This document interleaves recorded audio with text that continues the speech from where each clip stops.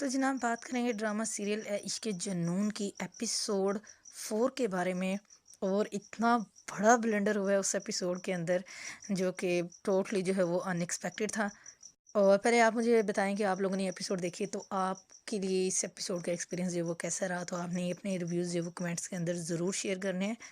मतलब क्या यार कि अगर इतने मतलब 21वीं सदी में हम लोग पहुंच गए हैं तो आज भी वही जिसके पास पैसा है जो फिर वही अय्याश भी होते हैं। अच्छा, एक साइड पे वो राहिम है जिसको थोड़ी सी महरूमियाँ जिसने देखी है ज़िंदगी में, तो वो फिर भी कोई इंसान का बंदे का पुत्र है।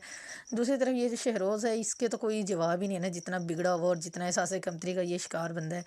और ये नहीं बाज आया, इसको राहिम ने मना भी किया और इसको जो वो समझाया भी। बट इसको क्योंकि जो बीस्ट इसके अंदर है, जो इसको एहसास महरूमी एहसास कमतरी है कि जी राहिम एक साइड पे इतना शानदार है और दूसरी साइड पे ये उसके बिल्कुल ही उलट है, कुछ भी नहीं है इसके पल्ले। तो जी इसने उसकी बात को सीरियस नहीं लिया और वही जो इसके ज़हन में था इसने वो पूरा किया कि उसने ईमन को किस हाल तक जो है वो पहुंचा के छोड़ा। और उस बंदी के साथ देखिए, मतलब एक सादा मतलब सिर्फ़ और सिर्फ जो है ना अफ़सोस की सूरत हाल थी कि एक बंदी किस तरह के मतलब अपने हालात से निकली है।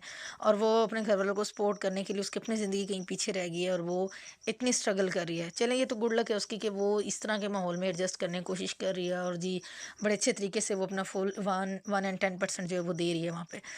तो बट उसने उसको जो है वो किस मुकाम पे ला खड़ा किया और कैसे उसके साथ जो वो किया है। मतलब यहाँ पे कहते हैं जी कि अगर जी मतलब औरत होती है इस चीज़ की जिम्मेदारी है इस तरीके से, तो अगर मतलब कहीं कोई एक ऐसा भी लूप होल नहीं था कि जहाँ पे एमन ने अपनी नीयत में ख़राबी उसकी कहीं पे शो हुई हो, या कि उसने जानबूझ के कोई ऐसा एक्ट किया हो कि उसके साथ ये सब कुछ होता।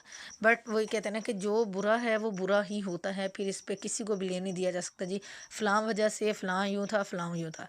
तो उस बंदे के अंदर शर था तो उसने जी एमन को उसी के साथ ही जो है वो उसके साथ इतना बुरा सलूक किया कि उसको जो भी उसके साथ हमने देखा तो दैट वाज वेरी जो था मतलब वेरी बैड।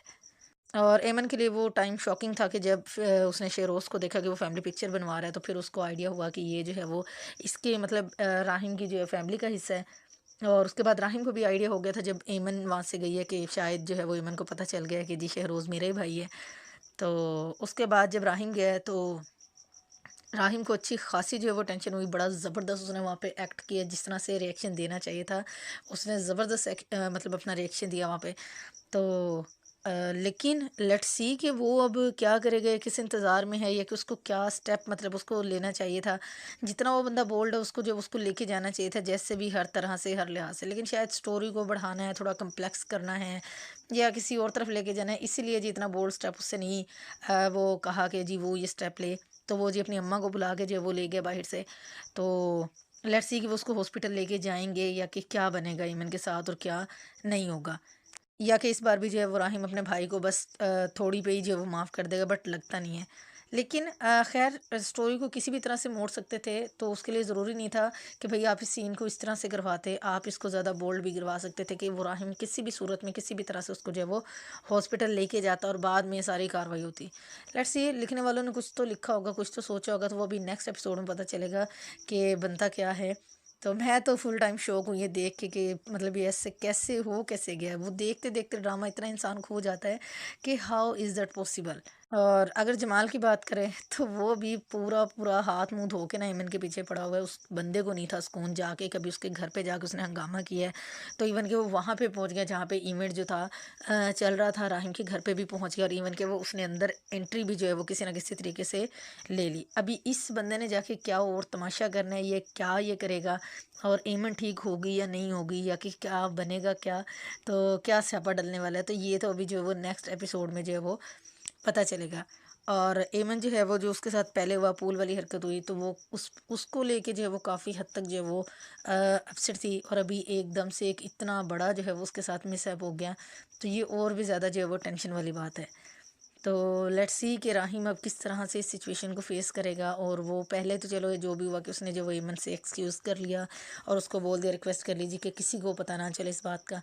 तो उसने अपने ऊपर ज़ब्त किया जैसा भी था जिस तरह, आखिर है तो वो लड़की और सारी बात है और ज़ात थोड़ी सी जो है वो क्योंकि नाजुक जो है मासूम जो है, ठीक है, तो वो फिर मर्दों जैसी अगर हो जाए बात तो फिर तो मसले ही सारे ख़त्म हो जाएं। तो खैर अगेन एक उसके बस कहते हैं कि लिखा हो जब किस्मत में कि उसकी किसी दूसरी वेट्रेस की तबीयत ख़राब होनी थी और इसको जो है फिर उसकी जगह पे आना था। और फिर जब ये आई है तो इसके साथ जो है वो ये सब कुछ होना जो है वो वेट कर रहा था।